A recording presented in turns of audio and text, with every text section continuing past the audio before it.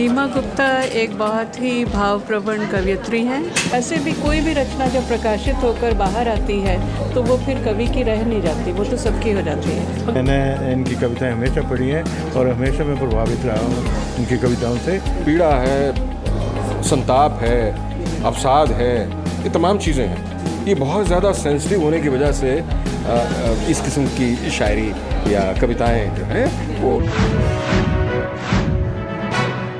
स्वागत आपका कंचन ट्यूब पर। पंजाब यूनिवर्सिटी चंडीगढ़ में हम हैं और यहाँ पर क्यों हैं? क्योंकि यहाँ पर एक कार्यक्रम हो रहा है। जी हाँ, हम बात कर रहे हैं लेखिका हैं, कहानीकार हैं, गीतकार हैं सीमा गुप्ता जी। उनकी चांदी की डिबिया एक पुस्तक का विमोचन हुआ है और पुस्तक विमोचन में कौन कौन पहुँचा है? डॉक्टर कैलाश आहलूवालिया जी हैं, वरिष्ठ साहित्यकार हैं, विजय कपूर जी हैं, पत्रकार हैं, चित्रकार भी हैं और शायद स्टेज होल्ड भी वो करते हैं। प्रसून प्रसाद जी हैं, शिक्षाविद हैं और क्या क्या है उनसे खुद जानते हैं। मैडम, सबसे पहले स्वागत करता हूँ आपका। जी मैडम, जानना चाहूँगा कंचन टीवी आज यहाँ पर पहुँचा है, एक ज़बरदस्त कार्यक्रम किया गया है चांदी की डिबिया पुस्तक विमोचन। किस तरह की पुस्तक है? क्या सीमा गुप्ता जी के बारे में क्या कहना चाहेंगे?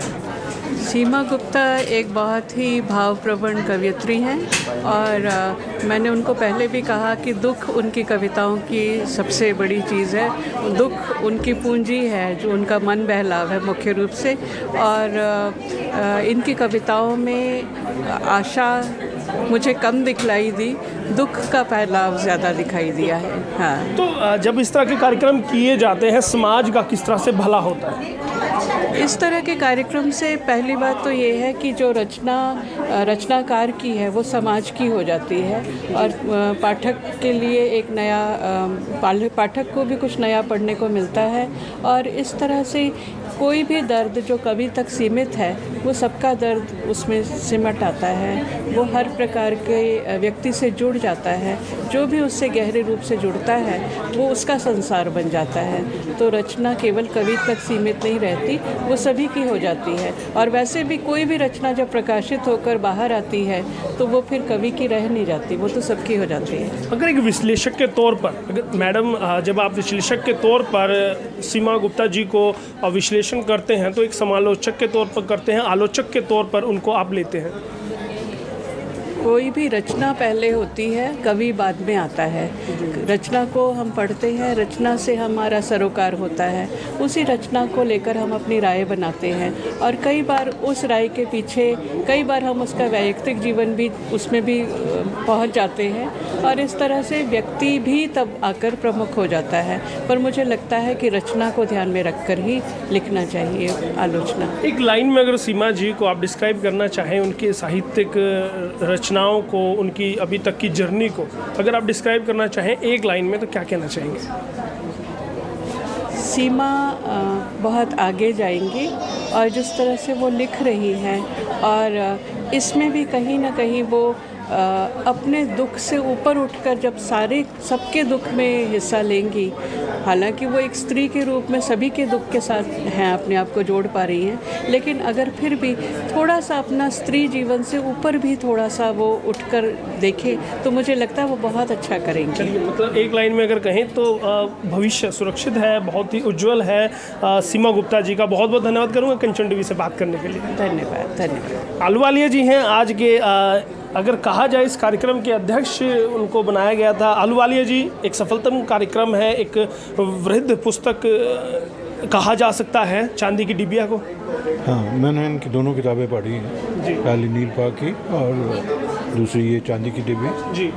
और बहुत सारी बातें हैं चांदी की डिबी के बारे में, बहुत सारी परिभाषाएं निकलती हैं, बहुत सारे इनके विचार जो हैं बिखरे हुए हैं इस किताब में। लेकिन एक बात जो मुझे लगती है कि कवि का जब वक्तव्य हो जाता है तो उसके बाद अपनी ओपिनियन देना कुछ थोड़ा ठीक नहीं लगता, इसलिए मैं ज़्यादा नहीं किया। लेकिन मैंने इनकी कविताएं हमेशा पढ़ी हैं और हमेशा मैं प्रभावित रहा हूँ इनकी कविताओं से। और जिस दिशा की तरफ ये बढ़ रही हैं, मुझे पूरा विश्वास है कि ये एक अच्छी कवि बनेंगी। अभी तो हैं ही हैं, लेकिन इनके पहचान होगी, यही। सीमा गुप्ता जी को अगर कोई आप सलाह देना चाहें कंचन टीवी के माध्यम से, कोई सलाह? नहीं, वो बराबर लिख रही हैं और मैंने उनके वो प्रगति देखी है, किस तरह विकास अगर देखा जाए उनका लिखने का, तो मैंने बहुत सारी कविताएं इनकी पढ़ी हैं।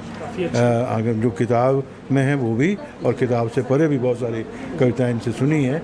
तो मुझे लगता है कि इनका जो जर्नी है, इनकी जो यात्रा है, कविताओं की यात्रा ठीक चल रही है और वो किसी मंजिल तक पहुँचे। तो कहा जा सकता है कि भविष्य सुरक्षित है, उज्जवल है। बिल्कुल उज्जवल है और सुरक्षित है। बहुत बहुत धन्यवाद। कपूर साहब हैं, मेरे फेवरेट है कपूर साहब, क्योंकि वो बड़ी ही चाशनी में डुबो कर बातें करते हैं स्टेज पर, हिंदी ही नहीं उर्दू पर भी अच्छी कमांड है कपूर साहब। जी हाँ, है जो उसी का इस्तेमाल रोज़मर्रा के इस्तेमाल में जो कुछ भी हमारी हिंदुस्तानी का जो इस्तेमाल होता है उसमें हिंदी उर्दू दोनों आती हैं, तो जाहिर है कि वो। चलिए, ये तो बात हुई कपूर साहब की। अब चांदी की डिबिया की हम बात करते हैं, सीमा गुप्ता जी की बात करते हैं, तो मैं दोनों पर ही बात करना चाहूँगा। सबसे पहले जानना चाहूँगा, जो पुस्तक आई है चांदी की डिबिया, इस पर क्या कहना चाहेंगे? देखिए, मैंने पढ़ा है इसको और बड़ी तल्लीनता से हर कविता को पढ़ा है। अब मैं इनकी पहली पुस्तक से अगर इसको कंपेयर करता हूँ तो बहुत ज़्यादा जो भावों को अपना व्यक्त करने की जो कहीं ना कहीं समर्था अपने है, वो अंदर के भावों को उकेरने में कामयाब रहे हैं। बिल्कुल रही हैं और अद्भुत ढंग से रही हैं। बहुत सी कविताएं ऐसी हैं जो बिल्कुल मन के भीतर आपके जाकर आपको छूती हैं। जी। चलिए, अब बात हुई चांदी की डिबिया की, अब बात करते हैं सीमा गुप्ता जी की। सीमा गुप्ता जी में साहित्यिक जर्नी जो अभी तक की रही है, कितना सुधार उसमें हुआ या कितने सुधार की अभी गुंजाइश है? मेरा ख्याल है दोनों ही बातें साथ में जुड़ी हुई हैं। जैसे मैंने पहली किताब से इस किताब का सफ़र की अगर मैं बात करता हूँ तो वही बात है दरअसल। और क्योंकि ये बहुत ही संवेदना से भरी हुई हैं चीज़ों को लेकर, संबंधों को लेकर, जो कुछ आसपास घटता है उसको लेकर, तो इस तरह का कोई भी अगर शख्स है वो और लिखता है तो वो जो अभिव्यक्ति उसकी होगी आने वाले कल में भी वो अद्भुत होगी और बढ़ती जाएगी। देखिए, पत्रकार को साहित्य की बहुत लंबी चौड़ी समझ नहीं होती, लेकिन जितना इस कार्यक्रम में हम समझ पाए हैं कि कहीं ना कहीं दर्द के भावों को ज़्यादा उकेरा है उन्होंने, हर्षोल्लास की कहीं ना कहीं कमी दिखाई देती है उनकी कविताओं में। उसमें पीड़ा है, संताप है, अवसाद है, ये तमाम चीज़ें हैं।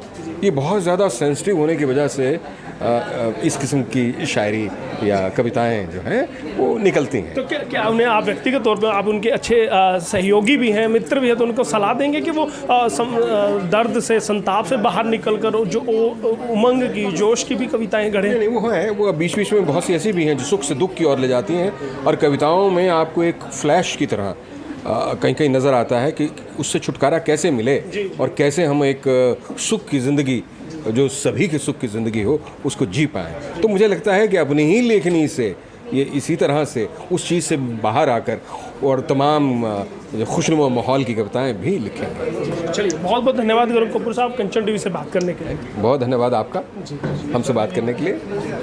तो देखा आपने, चांदी की डिबिया कार्यक्रम हुआ है और यहाँ ज़बरदस्त कार्यक्रम हुआ। बड़े बड़े साहित्यकार के साथ साथ पत्रकार और अभिनेता, नेता भी यहाँ पर पहुँचे हैं। सभी ने अपनी अपनी भागीदारी की है कार्यक्रम को लेकर। आपकी क्या राय है? क्या आप समझते हैं कि इस तरह के कार्यक्रम होते रहने चाहिए? साहित्य का, समाज का भला होगा, ये भी आपको बताना है। नीचे कमेंट करके आप बताते रहिएगा और कंचन टीवी से जुड़े रहिए दोस्तों।